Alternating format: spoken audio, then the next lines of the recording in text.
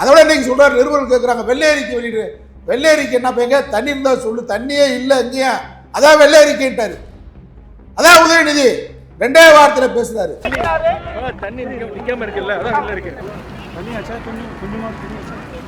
ஒன்று பண்ணிட்டாங்க, ஒன்று வந்து ரொம்ப மோசமாக இருந்துச்சு. இன்னைக்கு ஃபுல் டே வந்து 5 லோடு இறக்கி சூப்பராக பண்ணாங்க. Madam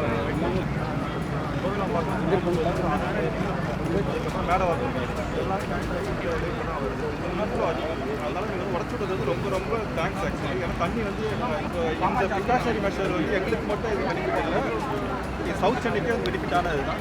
thank you so much. தினமல பத்திரிகை திமுக அரசுக்கு எதிராக குற்றம் சொல்ல வேண்டும் என்பதற்காக எழுதக்கூடிய பத்திரிகை. அந்த செய்தியை மக்களை புறக்கணிப்பாங்க. அதான் காவல்துறை அதிகாரியே காரி துப்புற தினமலத்தை. இதான் நிலவரம்.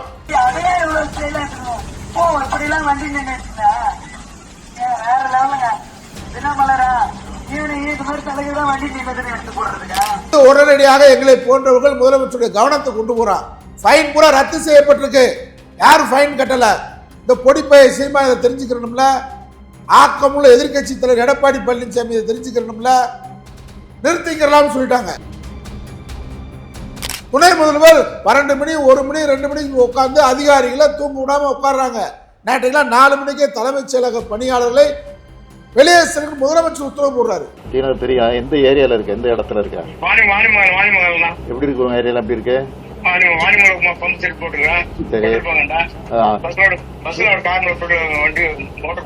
சப்வேலாம் தண்ணி எப்படி இருக்கு?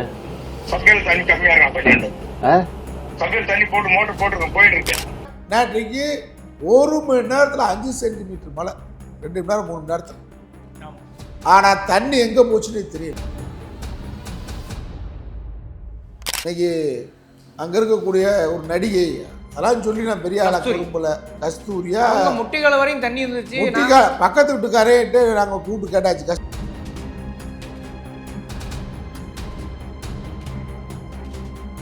இவன் சொல்றான், சீமான்னு சொல்றான் சிரிப்பா இருக்குண்ணா. உனக்கு எங்கடா சிரிப்பு வருது?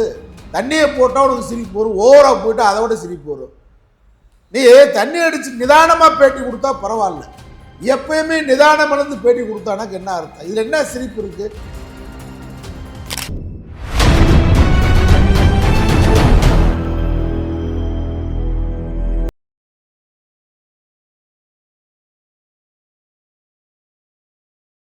சார் வணக்கம். வணக்கம். ஒரு 2 நாட்களாக பார்த்தீங்கன்னாக்க சென்னையில் பெருமழை, மக்கள் இயல்பு நிலை நிச்சயமாக பாதிக்கப்பட்டிருக்கிறது. அங்கங்கே வெள்ளம் இருக்கிறத பார்க்குறோம். ஆனால் அதே மாதிரி துரித நடவடிக்கை, அரசு ரீதியாகவும் துரித நடவடிக்கை எடுக்கப்பட்டிருக்கிறது என்று அறிகிறோம். கிட்டத்தட்ட உதயநிதி ஸ்டாலின் கூட பார்த்திங்கன்னா ஒரு 12 1 மணிக்கெல்லாம் வர செய்தியெல்லாம் பார்த்துட்ருக்கோம். ஆனால் இதுக்கிட்டே பார்த்திங்கன்னா மற்ற எதிர்க்கட்சிகள், குறிப்பாக எடப்பாடியோ சீமான் போன்றவர்கள் கடுமையாக விமர்சனம் பண்ணுறான். நக்கிக்கிட்டு போனால் 4000 கோடி எங்கே, இந்த மாதிரி போட்டுட்டு நிறையா பேசிகிட்டு இருக்காங்க. இதை முதல்ல எப்படி பார்க்குறீங்க? எதிர்கட்சி தலைவராக இருக்கக்கூடிய எடப்பாடி பழனிசாமி அவருடைய வேலையை செய்கிறார்னு கருதுகிறேன். இப்போதான் தூங்கி எந்திரிச்சு இப்போதான் அவர் வேலையை பார்க்குறாரு. எதிர்கட்சி என்று சொன்னால் ஒரு காலத்தில் ஆரோக்கியமான ஆளுங்கட்சி மீதான விமர்சனங்களை வைப்பது மரபு. ஆளுங்கட்சியை முடுக்கி விடுவது என்பதுதான் எதிர்கட்சியுடைய கடமையாக இருந்தது. ஆனால் கடந்த 3 வருடங்களுக்கு மேலமாக நல்லா கும்பகர்ணம் மாதிரி எடப்பாடி தூங்கிட்டு இப்போ குறை சொல்கிறாரு. அவரோட பிரதான எதிர்கட்சி தலைவர், மக்களால்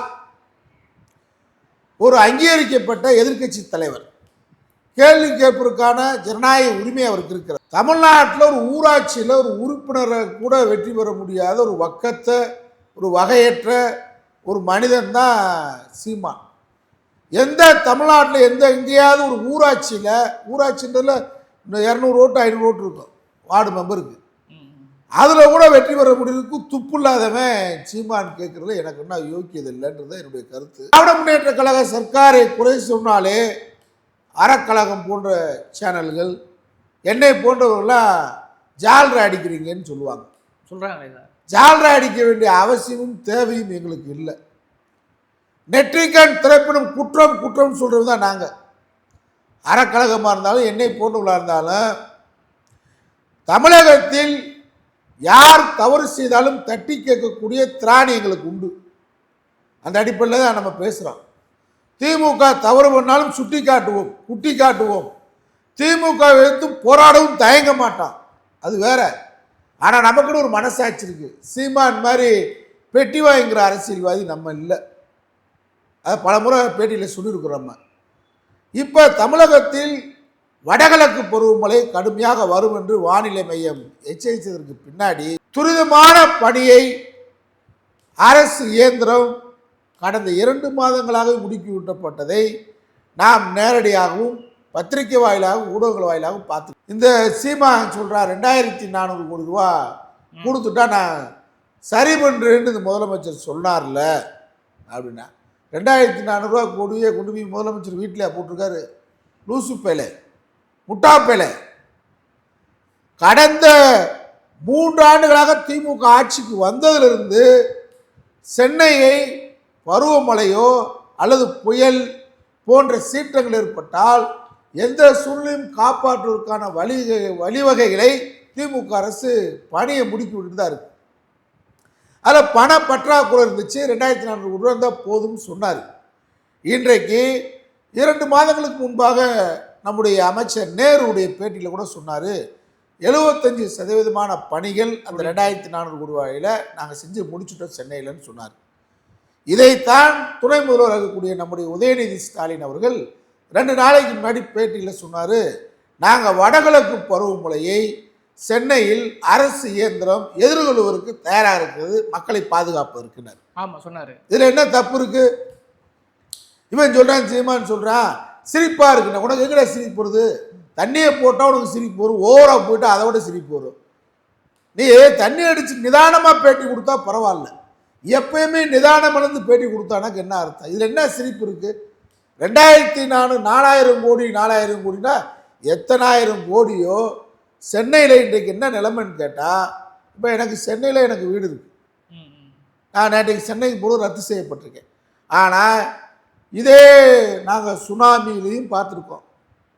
சென்னையில் நாங்கள் முழுமையாக எல்லா இடத்தையும் அம்மாவுடைய ஆட்சி காலத்துலேயும் பார்த்தோம், கலைஞருடைய ஆட்சி காலத்துலேயும் பார்த்தோம்.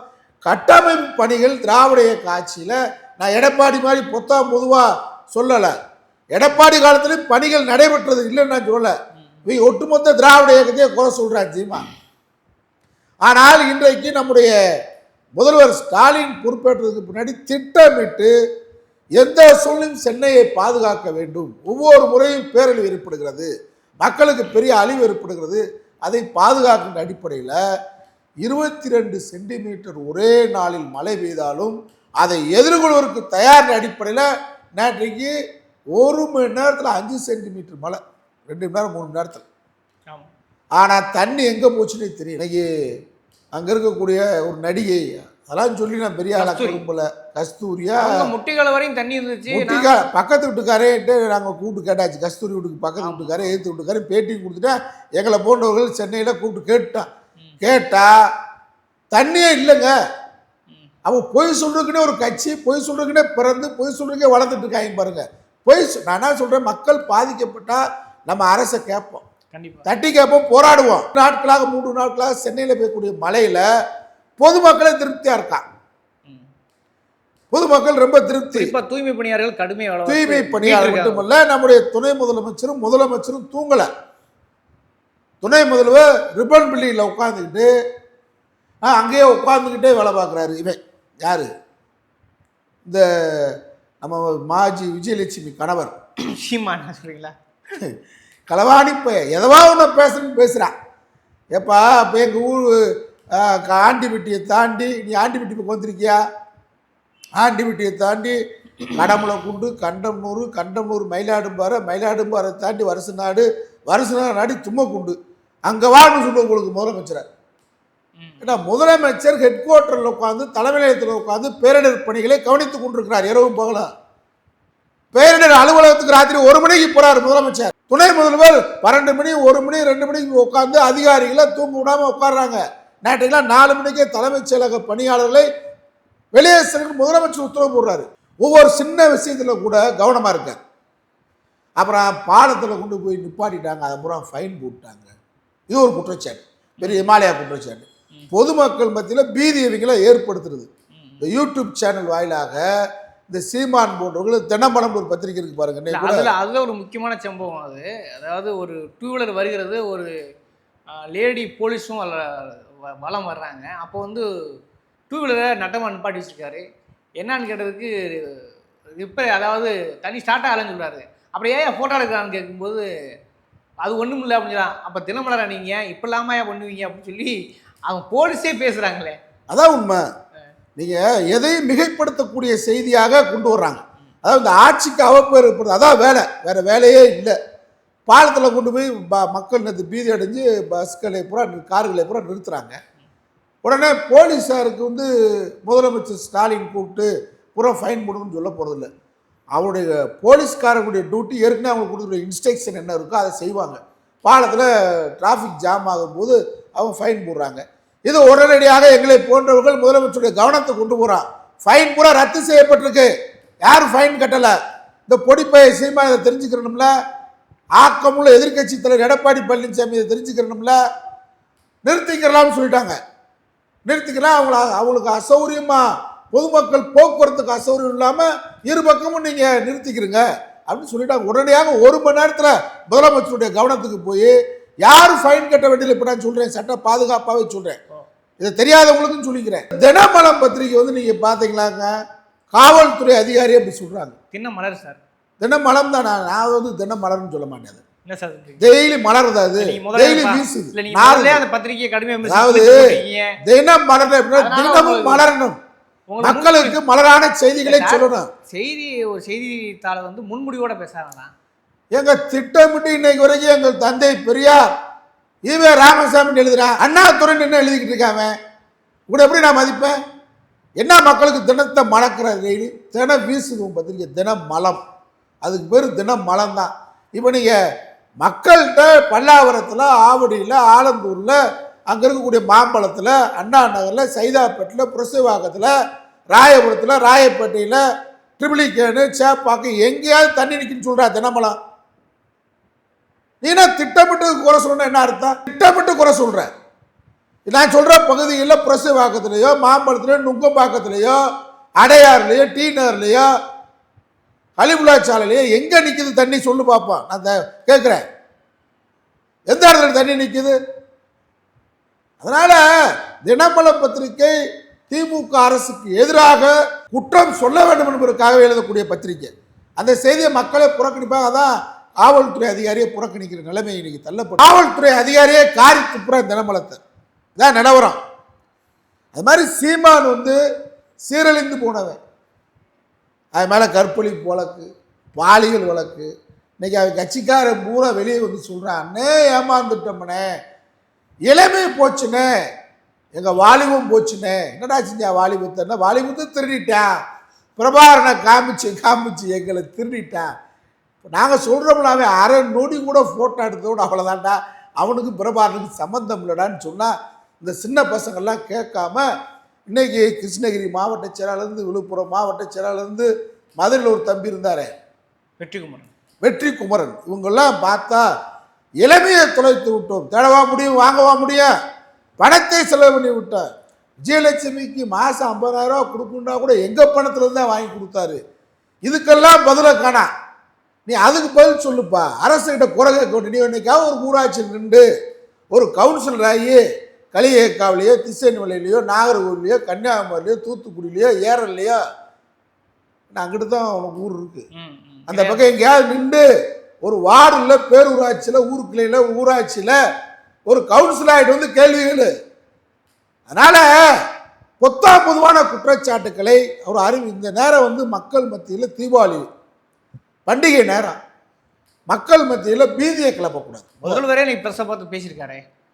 முதல்வரே நீ பிரஸை பார்த்து பேசியிருக்காரு. என்ன சொல்றாருன்னா, எப்படி இருக்குதுன்னா, இப்போ கொஞ்சம் நிலவமா இருக்கிற அந்த செய்தியை போடுங்க அப்படின்னு சொல்றாரு. நடுநிலையோட பேசணுங்க. இப்போ எங்களுக்கு என்ன திமுக ராஜ்யசபா எம்பி என்ன கொடுக்க போறாரா முதலமைச்சர்? நாங்கள் அவர்கிட்ட போய் துண்டிச்சுட்டு வாங்கினதில்ல, எங்கள் பையனுக்கு வேலை கேட்க போகிறதில்ல, இல்லை வேறு எதுவும் லஞ்சம் இல்லாமல் வேறு ட்ரான்ஸ்ஃபர் வாங்க போகிறதில்ல, அப்பாயின்மெண்ட் வாங்க போகிறதில்லப்பா. சீமான், எங்களுக்கு மனசுக்கு பட்டதை நாங்கள் உழைக்கிறோம், சாப்பிட்றோம், நாங்கள் பேசுகிறோம். எங்களுக்கு மனசுக்கு பட்டதை யாருக்கும் பயப்பட மாட்டான், பேசுவோம். இன்றைக்கி வடகிழக்கு பருவமழையை திராவிட முன்னேற்ற கழக அரசு திராவிட மாடல் அரசு செம்மையாக மக்களை பாதுகாத்திருக்கிறது. இதான் இன்னைக்கு பெரிய ஹைலைட். என்னன்னு கேட்டால், இன்னும் இதை விட 2 மடங்கு மழை பெய்தாலும் மக்களை பாதுகாக்கக்கூடிய நீங்கள் 300 உடனே அந்த மீட்பு பணி வீரர்கள் நம்முடைய உதயநிதி சரியான இளைஞர்களை தயார் பண்ணி கையில் வச்சிருக்காரு. அவர் பின்னாடியே போகிறாங்க. அந்தந்த பகுதியில் நிறுத்திட்டார். போய் முன்னாடியே போக முடியாமல் ஆயிரும்ல. பெரும் வெள்ளம் கடந்த காலத்தில் ஏற்பட்ட தவறுகளை எல்லாம் கடந்த தவறுன்னு சொன்னால் உங்களுக்கு திடீர்னு போன தடவை வானிலை மையம் சரியாக திட்டமிடலை. முதல் அங்கே கோளாறு இருக்குது, திட்டமிடலை. அம்மா காலத்தில் இந்த வீணா போன ஆர்பி உதயகுமார் ராத்திரி ஒரு அம்மா கவனத்துக்கே போகும்போது திறந்து விட்டேன். வீரான ஏரியா திறந்து விட்டா லூசு பைய. ஆமாம், டைமில் திறந்து விட்டா முன்னறிவிப்பு இல்லை. அடையாறில் பூரா தண்ணியாக வந்து மக்கள் பூரா கரையோரங்க பூரா இறந்து போயிட்டா வீடு வாசல் இழந்தான். இதெல்லாம் கடந்த காலத்தில் பழைய வீடியோக்குள்ளேயும் அதிமுக பிஜேபிக்காரர்கள் என்னென்ன ஷேர் பண்ணுறாங்க. போன வருட பழைய வீடியோக்குள்ளேயும் ஷேர் பண்ணுறது இன்றைக்கி அம்பலம். ஏன் தண்ணி இல்லாமல் படகு விட்டார் அண்ணாமலை, அதை ஷேர் பண்ணுங்க. நான் படகுல போய் போகிறேன்னு சொல்லிட்டு தண்ணி இல்லைங்க ரோட்டில் படகு விட்டேன் அண்ணாமலை. அதாவது மிகைப்படுத்தி பொதுமக்கள் மத்தியில் இந்த நேரத்தில் பேசக்கூடாது. மக்களை பாதுகாக்கக்கூடிய நடவடிக்கையில் உங்கள் கட்சி என்ன ஈடுபடுது? மீட்பு இப்போ மக்கள் யார் பதிவு வைக்கப்பட்டிருக்கா? யார் வெள்ளத்தால் அடித்து செல்லப்பட்டிருக்கிறார்கள்? சென்னையில் மழை வெள்ளத்தால் வீடு யாருக்கு பாதிக்கப்பட்டிருக்கு? நீங்கள் கணக்கெடுத்து பாருங்கள். இல்லையே, எல்லாம் பாதுகாப்பாக இருக்காங்க. சாலை போக்குவரத்து சரி செய்யப்பட்டிருக்கிறது. மக்களுக்கு பாதுகாப்பு நடவடிக்கைகள் துணை முதலமைச்சர் அவரே வந்து களத்தில் ஒவ்வொரு பகுதிக்கு எங்கே தண்ணி நிற்குன்னு சொன்னால் நான் வர்றேன்றார். அதோட இன்னைக்கு சொல்கிறார், நிருபர்கள் கேட்குறாங்க வெள்ளை அறிக்கை வெளியிடு. வெள்ளை அறிக்கை என்ன எங்க தண்ணி இருந்தால் சொல்லு, தண்ணியே இல்லை எங்கேயா, அதான் வெள்ளை அறிக்கைன்ட்டார். அதான் உதயநிதி 2 வாரத்தில் பேசுகிறாரு. சனாதனம்னா என்ன? டெங்கு மலேரியா அதோட மோசமானது ஒழிக்கணும்டாரு. அது மாதிரி இப்போ கேட்டேன் வெள்ளை அறிக்கை எங்கன்னா, வெள்ளை அறிக்கை எதுக்கு? தண்ணி நின்று தண்ணி போக முடியாமல் நின்று வீடுகள் இடிந்து மக்கள் பாதிக்கப்பட்டு சாப்பாடு இல்லாமல் சோறு இல்லாமல் விமானம் வந்து தூக்கிட்டு போனாதான் பாதிப்பை பற்றி வெள்ளை அறிக்கை கொடுக்கணும். எவ்வளோ மழை பெய்தாலும் மக்களை பாதுகாப்போம், எதிர்கொள்வோம் அப்படின்னு சொன்னார் பாருங்க. அதான் உதயநிதி.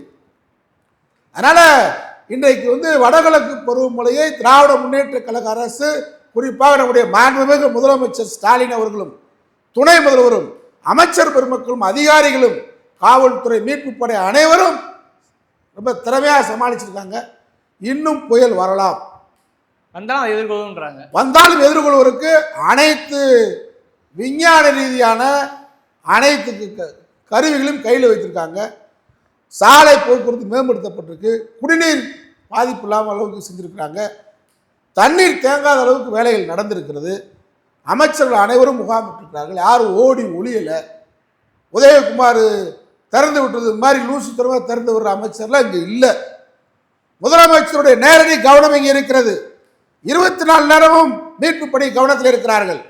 துணை முதல்வர் சுறுசுறுப்பாக பம்பரம் போல் பணியாற்றுகிறார். அமைச்சர்கள் சுழன்று சுழன்று பணியாற்றுகிறார்கள். எல்லா மாவட்டத்துக்கும் ஆள் போட்டாச்சு.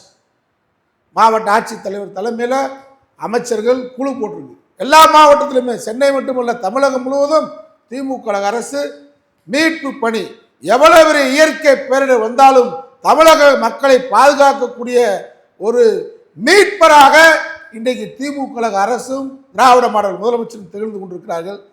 சும்மா வாய்க்கு பத்தாம தினமலம் போன்ற நாரி போன பத்திரிகைகளும் நாரி போன சீமான்களும் பேசு. எடப்பாடிக்கு அரசியல் செய்யணும், எதிர்கட்சி தலைவர் என்ன சொல்ல முடியும்? அவர் அரசியல் செய்யணும். கும்பகர்ண மாதிரி தூங்கிட்டாரு. அண்ணா திமுக 3 நாளாக 7 நாளாக உடஞ்சி போயிட்டு இருக்கு.